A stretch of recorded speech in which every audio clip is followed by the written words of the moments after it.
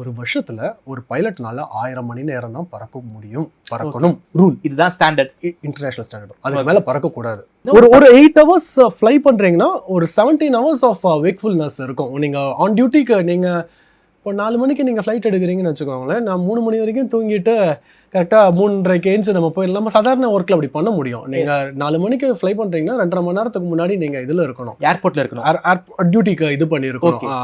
2.5 மணி நேரத்துக்கு முன்னாடி இருந்திருக்கணும், இது பண்ணிக்கணும். அப்போ 2.5 மணி நேரத்துக்கு முன்னாடி நீங்கள் கால்ஸ் கொடுக்குறீங்கன்னா அதுக்கு முன்னாடி பிளானு, அந்த பிளான்ஸ் எல்லாத்தையும் நீங்கள் வந்து எந்த லெக்கில் போகிறோம், என்ன ஹைட்டில் போகிறோம், இதெல்லாமே கோ த்ரூ பண்ணணும், இது பண்ணணும். They need to calculate. So ஃப்ளைங்கிறது வந்து வெறும் பறக்கிறது மட்டும் இல்லை, அதுக்கு பின்னாடி ஒர்க் இருக்கு. we call it an office with a viewன்னு சொல்லுவோம்.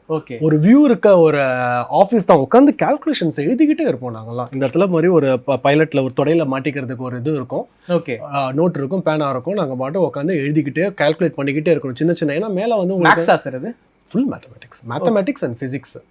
Mathematics and physics interacting with your biology. Biological. நான்லாம் என்ன நினச்சிக்கிட்டு இருக்கேன், பைலட்னா வந்து ஒரு நல்ல பெர்க்ஸ் இருக்கக்கூடிய ஒரு ஜாப், உங்களுக்கு ஃப்ளை பண்றது மட்டும் தான் வேலை நான் நினச்சிக்கிட்டு இருக்கேன். ஃப்ளை பண்றது நீங்க அதுக்கு பின்னாடி இவ்வளவு பெரிய ஹோம் ஒர்க் இருக்கு, ஹார்ட் ஒர்க் இருக்கு, யாருக்குமே தெரியாது, எனக்குமே தெரியாது. ஆமா, ஒரு ஒரு கருப்பு பெட்டி வச்சிருப்பாங்க, தூக்கிட்டு போவாங்க. அது தூக்கிட்டு போனீங்கன்னா தொடையில வந்து உங்களுக்கு வந்து பேசிக்கான இதுல வந்து தொடையில வந்து மாட்டி வச்சிருவாங்க. உங்களுக்கு எங்கேயும் வச்சு எழுதுறதுக்கு நோட்டு இதெல்லாமே இருக்காது.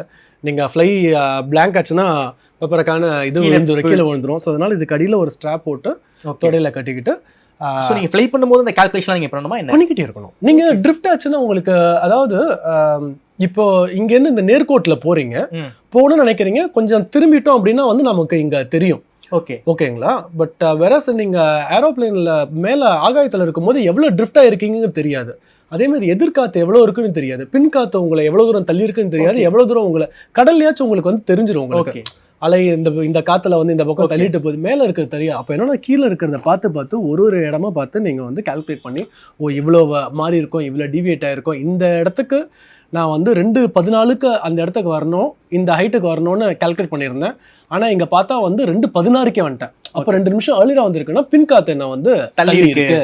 இல்ல 2:14 வர வேண்டிய இடத்துல நான் வந்து 2:12 தான் வந்திருக்கேன்னா எதிர்காத்து நான் வந்து அப்போ எவ்வளவு நிமிஷம் டீவியேஷன்ஸ் ஆகுதுங்கிறத பொறுத்து எதிர்காத்து நீங்க வந்து நோட் பண்ணிக்கிட்டு இருக்கணும். இது வந்து ஒரு நார்மல் பேசிக்கானது. பெரிய லெவல் ஏர்பஸ் அது மாதிரி, ஆமா, ஏர்கிராஃப்ட் இதுக்கெல்லாம் போகும்போது பாத்தீங்கன்னா இந்த கால்குலேஷன்ஸ் பண்றதுக்கு பின்னாடி ஃபிளைட் ஆபரேஷன்ஸ், ஃபிளைட் பிளானிங்க்கு அதுக்கான டிபார்ட்மெண்ட்ஸ், க்ரூ எல்லாமே இருக்கும். பிளஸ் பைலட்டும் உங்களுக்கு இது பண்ணிட்டு இருக்கணும்.